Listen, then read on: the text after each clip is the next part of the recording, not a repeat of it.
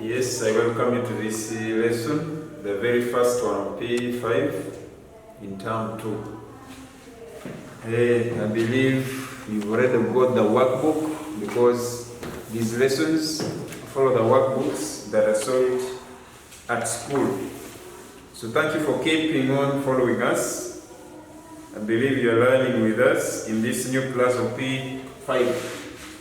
We now look at something different, and the subject is English. Maybe I not yet told you. The subject is English. We look at something different today, and that is interjections. That is interjections. Where are we? On which page are we? We are on page 1 of our workbooks. Check page 1. That's where you find work connected to interjections. Interjections are one of the 8 or 9 parts of speech. I'm saying interjections among the 8 parts of speech we talk about in English. There are others like adverbs, prepositions, adjectives, verbs, conjunctions, etc. For today, our focus is on interjections. And what are interjections? We are saying interjections are short sounds, words, or phrases that express strong feelings. Yeah.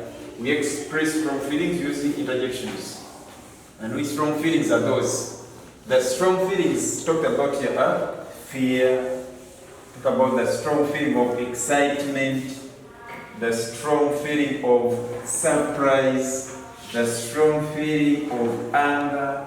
If you have fear, you have excitement, surprise, or anger, or any other strong feeling, talk of anxiety, you can express it using an interjection.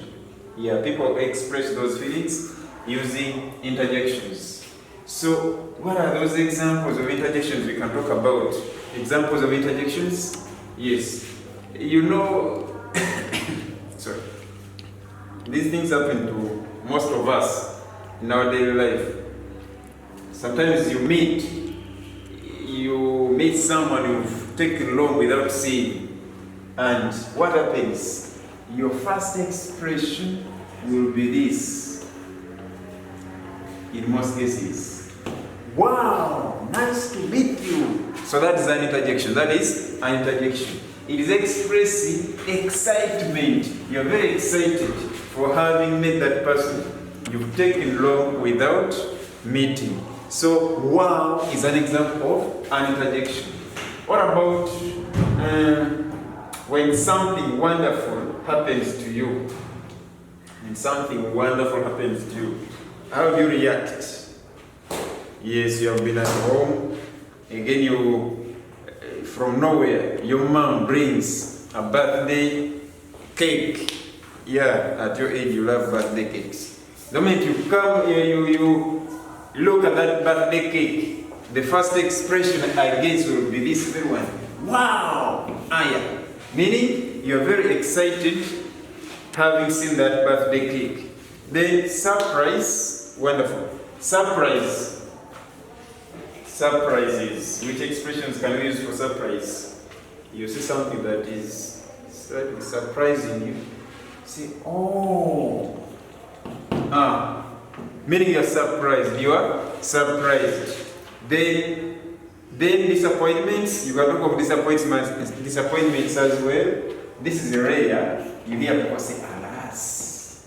Yes, alas for disappointments. So other short expressions like, my God, still, that's an expression of surprise. Plus many more, like we highlighted them in our workbooks on page 1. We have a detailed table of the different expressions or different interjections one can use for different emotions or feelings as shown in the workbook. The table is detailed with many more words. Interjections as shown in that very table, page 1. So, interjections end in exclamation marks. Any interjection must end with an exclamation mark. Having looked at that, let me drive you to the next page where we are going to see how we can use what or how in the same, almost the same kind of sentences. expressing surprise, expressing strong feelings or emotions. So we are going to look at how we can construct those two kinds of exclamatory sentences. They are called exclamatory sentences because they end in exclamation marks. They are called exclamatory sentences because they end in exclamation marks. So we have two kinds of exclamatory sentences. We have what and how. Meaning, some sentences begin with what, others begin with how. So those sentences are the ones we're going to look at. But maybe before we look at them, we have a brief activity about interjections, and that activity is on page 2. There are like 5 numbers. You're going to complete the given sentences using the right or the suitable interjections. Having done that, we now look at another activity. But before you do that activity, I prefer, rather, we do these 2 examples so that you can try that activity of around how many questions, over 9 questions. When you know what to do, you will have a clue of what exclamatory sentences are and how you can construct them. Using what and how. We have a note, and that note is telling us to note or to avoid using very in the above structures. What does the teacher mean? The teacher is meaning if you're constructing a sentence beginning what or beginning how, do not use the expression very, because this one expresses a strong emotion. A strong emotion. Still, very, being an adverb of degree, expresses a strong emotion. A strong emotion. Meaning, if I use the what and I use the how, I don't need to use very. Any sentence beginning with what or any sentence beginning with how will not require you to use very in that very sentence, because the two express a strong emotion or a strong feeling. The two express a strong feeling. There will be some bit of repetition, as some English teachers call it. So let's look at the examples. It is a very beautiful house. It is a very beautiful house. Rewrite that sentence beginning what? The instructions are telling us to begin what? How do we handle that? This is P.5, term 1.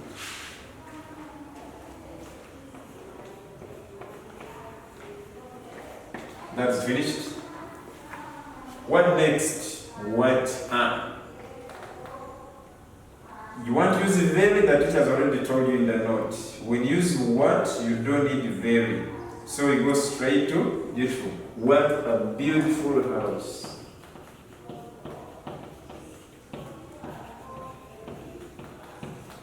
Then it is. Full stop?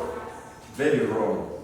We need an exclamation mark at the end, just like the teacher has told us, and just like the instructions are telling us. This is not a question.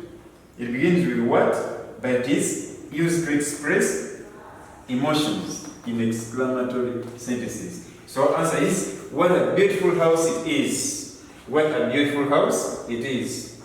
No very in our answer, much as it is given in the question. Why?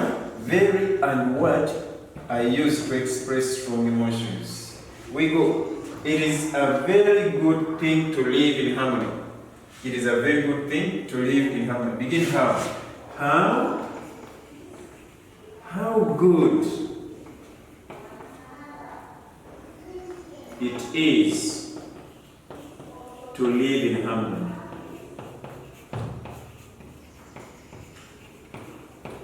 There are two possible answers here. How good it is to live in harmony? Exclamation mark. The next answer will be, how good a thing. How good a thing it is to live in harmony.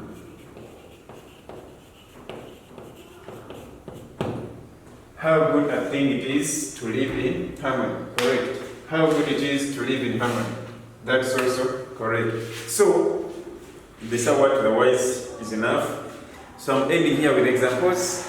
I now drive you to page 2 to try out that activity and answer the right way as you have been guided from these 2 examples. 1, 2, 3, 4, 5, 6, 7, over 8 questions to try out in that activity. Attempt them, and I want to wish you good luck as you work out that.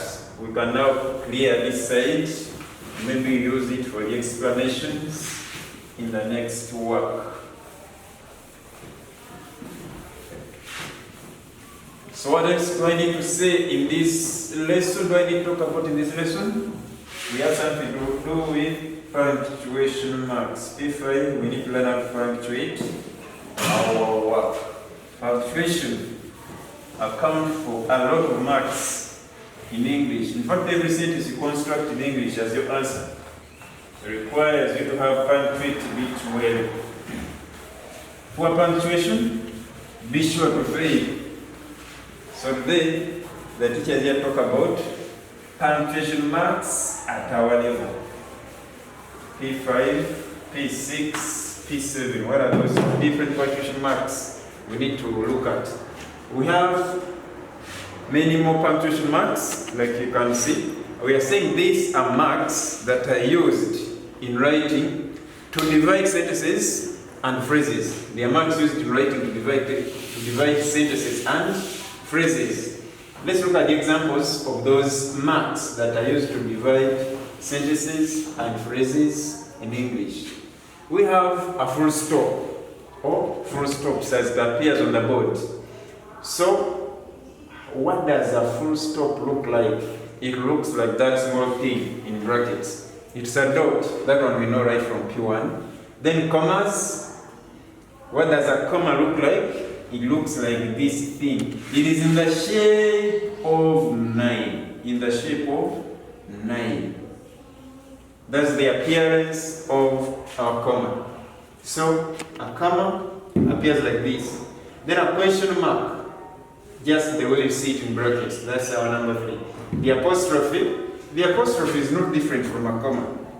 Only that a comma is put at the bottom of the line, then the apostrophe up here, but they are in the same shape. The positions differ. The apostrophe, the comma is at the bottom, then the apostrophe up. We have a quotation mark or quotation marks. There are some countries where single quotations are okay. We have these are called double quotations. They are common in American English. Then the British use this as well as this. We have quotation marks, double quotation marks, and single quotation marks. This is how single quotation marks appear, and this is what double quotation marks look like. The first two ones are called, the first pair in other words, is what we call the opening quotation marks. The opening quotation marks, or opening quotes. What do they look like? They look like 66. Then what are these ones called? The opposite of opening is closing. They are called closing quotation marks. Closing quotation marks.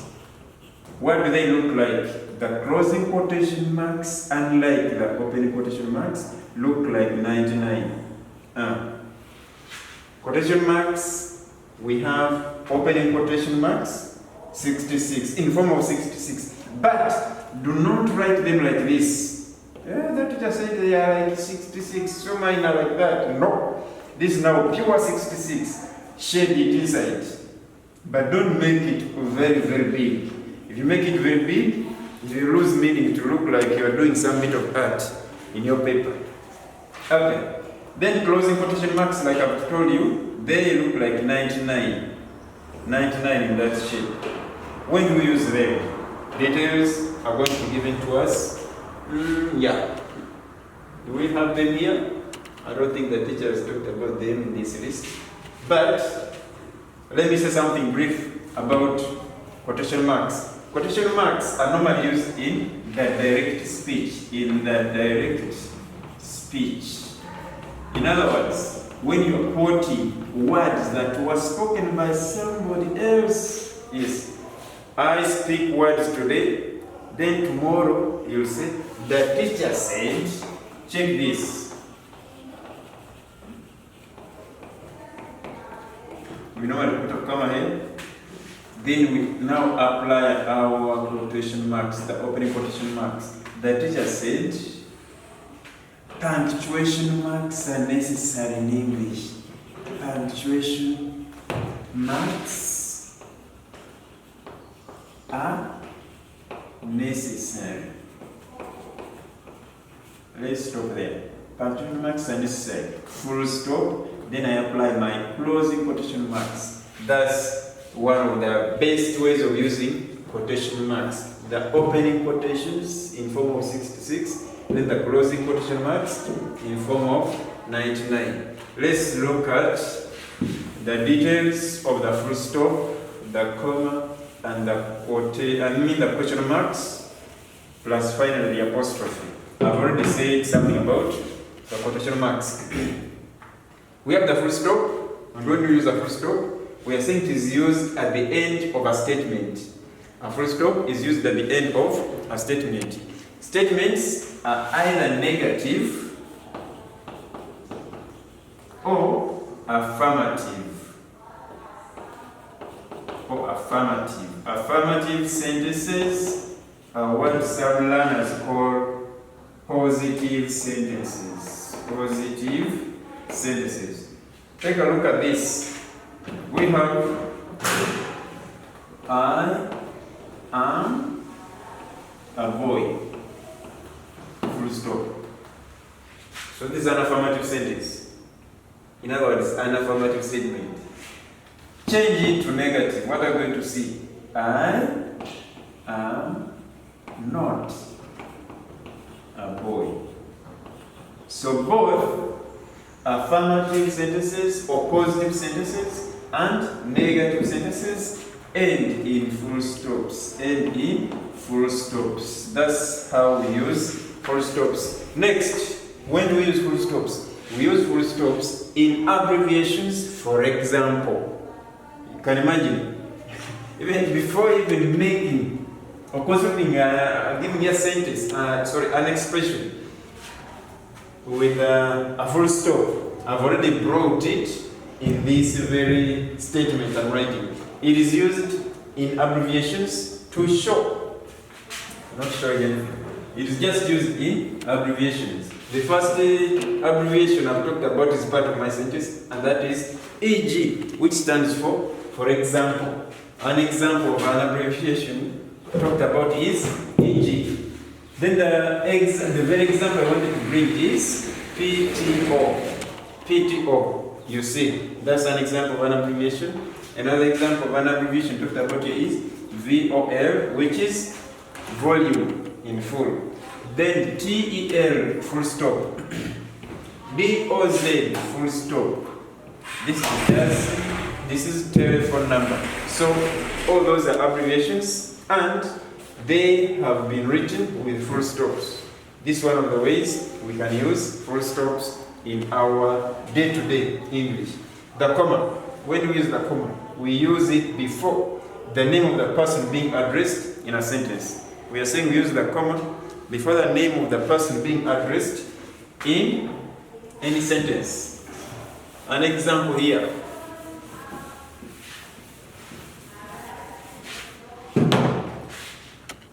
For example, you're at home, your mom has brought, should I say, a sacket of milk? Yes, or a packet of milk, as some people want to call it, a packet of milk, and she wants you to prepare that milk. She'll tell you to wash all the utensils you have at home. What will she say? Jane, wash the utensils. So she's addressing Jane, therefore she writes Jane, puts a comma before adding other words. Jane, comma, wash the utensils. We use a comma before the person being addressed in a sentence.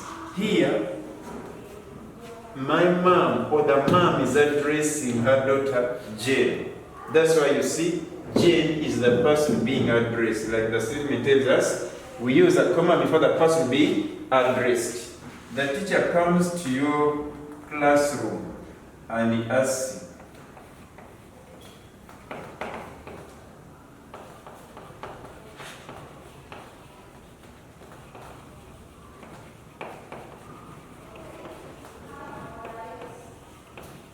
hello pupils, did you clean that classroom?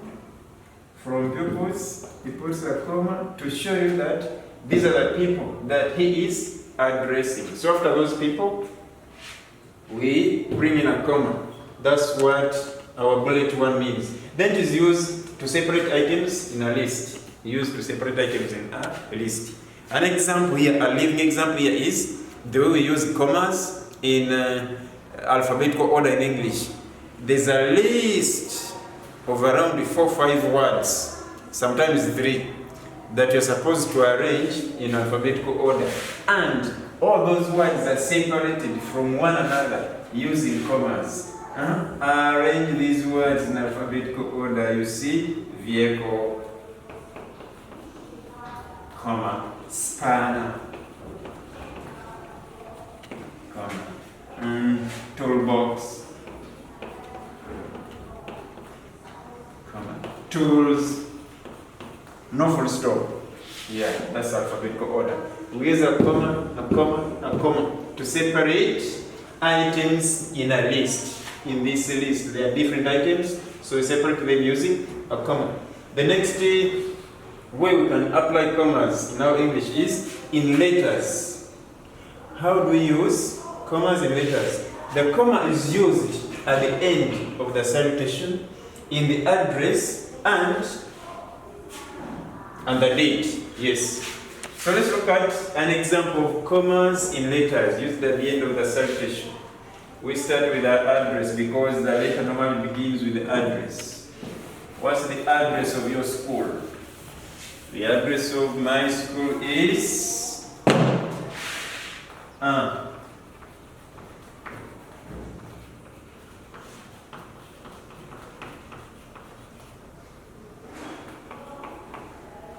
this is primary school.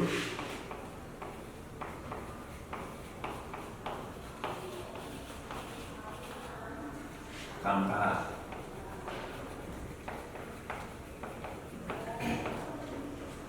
If that is our address, it may be correct because it is what we call open punctuation, which is also okay. Nowadays it is okay. Try to address like that. However, if I emphasize this note, because I want to bring out an example of commas in the address, I'll put a comma here. I'll put a comma here. What do I put here? If I put a comma, I'm lost. If not mistaken, I need a full stop at the end. So we see, Train Child Primary School, comma, P.O. Box 30008, comma, Kampala, full stop. So commas are used at the end of each of the lines in an address, apart from the town itself. But other lines in the address require to put commas at the end. And this one is the opposite of the punctuation I've talked about. This is called closed punctuation. When you use two commas, not two commas, when you use commas at the end of each line in your address, apart from the town, you are using what we call open punctuation in letter writing. I mean closed punctuation, it is closed punctuation in letter writing. Next, we see the salutation. An example of a salutation in a letter. There's a date. We have a date and a date. A date in letter writing. Today is, let's not talk about today. Let's talk of any other date. Monday. A comma. 17th May 2018. You don't need a full stop in the date, you do not need a full stop. What is the comma in the date? The comma is put just after the date. That's where we use the comma in our date. Then the salutation, which comes obviously after skipping a line.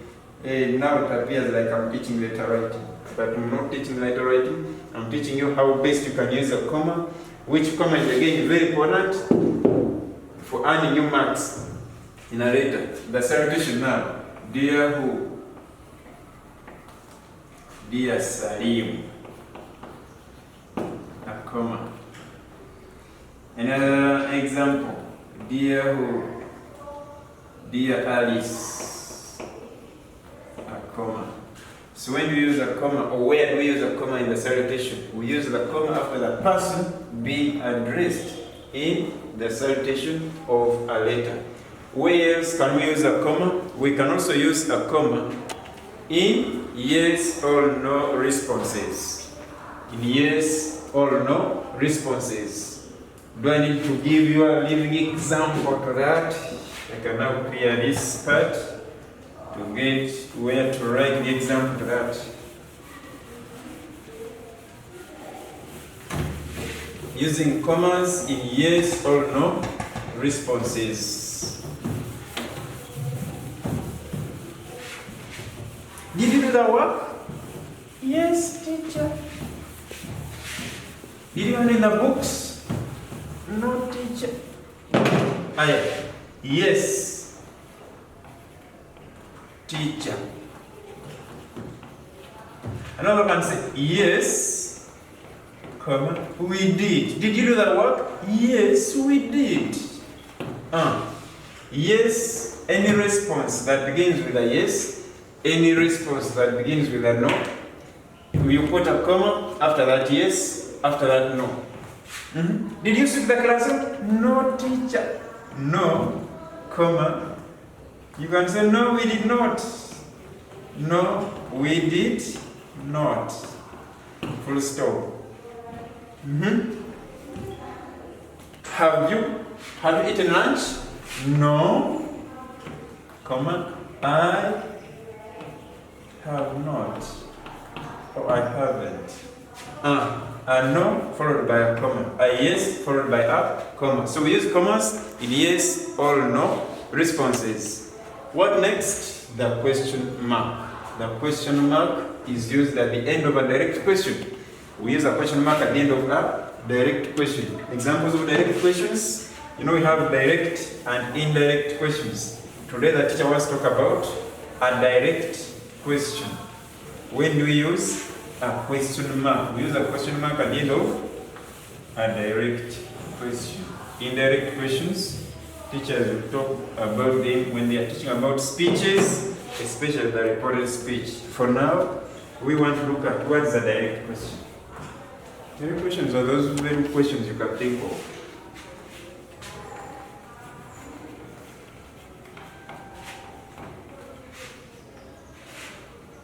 What is weather? This is a direct question. What is weather? A direct question ends in a question mark. What have you done since morning? What have you done since morning? This is a direct question. Question mark. Direct questions end in question marks. Another example. Where is your what? Your car. Where is your car? That's another example of a direct question. When do you go for lunch? When do you go for lunch? All those are direct questions. When do you go for lunch? So they end in question marks. When do you go for lunch? Where is your car? What have you done this morning? What is where? All those are called direct questions. They end in question marks. Then when do we again use question marks? We use question marks at the end of question tags. We use question marks at the end of question tags. An example. Come here. So I was telling you, come here, starting with a verb, and sentence starting with a verb, we'll have its question tag as will you. Next, we have I am a doctor. I am a doctor.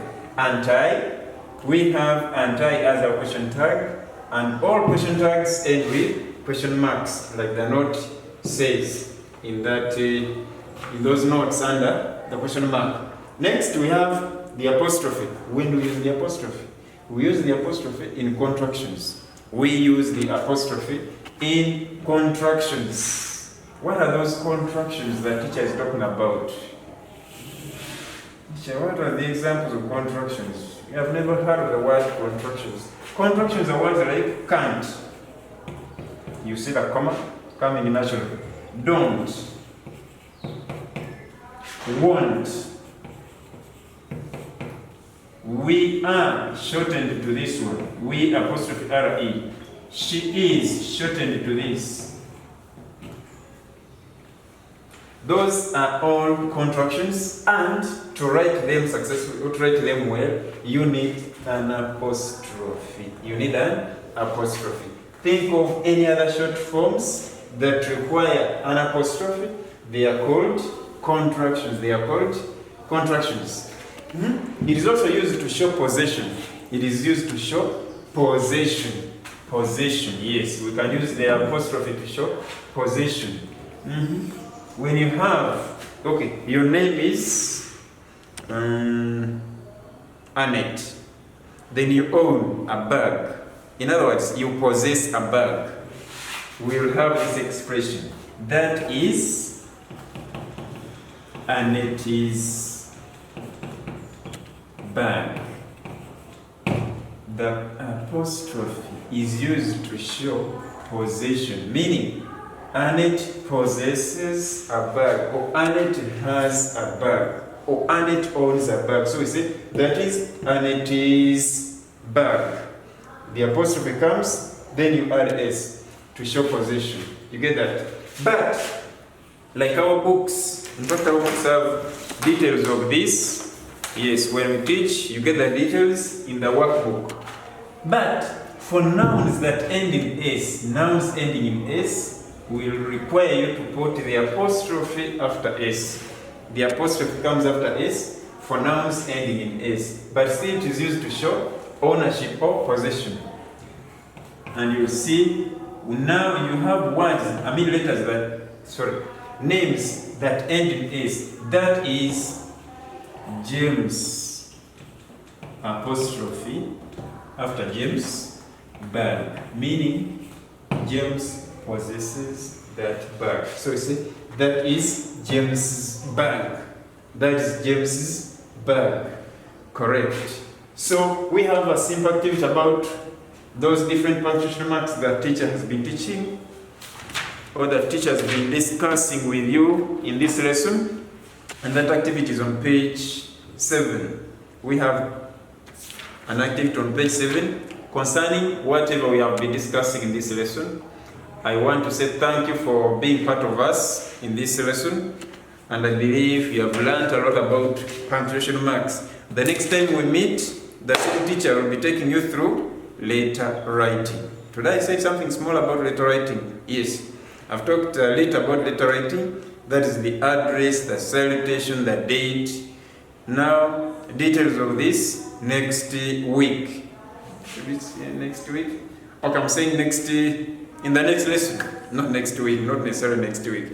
In the next lesson is when we'll get the details about letter writing. We'll be on page 8. Today we've ended on page 7. So the next time we meet, we'll be on page 8 discussing letter writing. Have a blessed day. Keep following.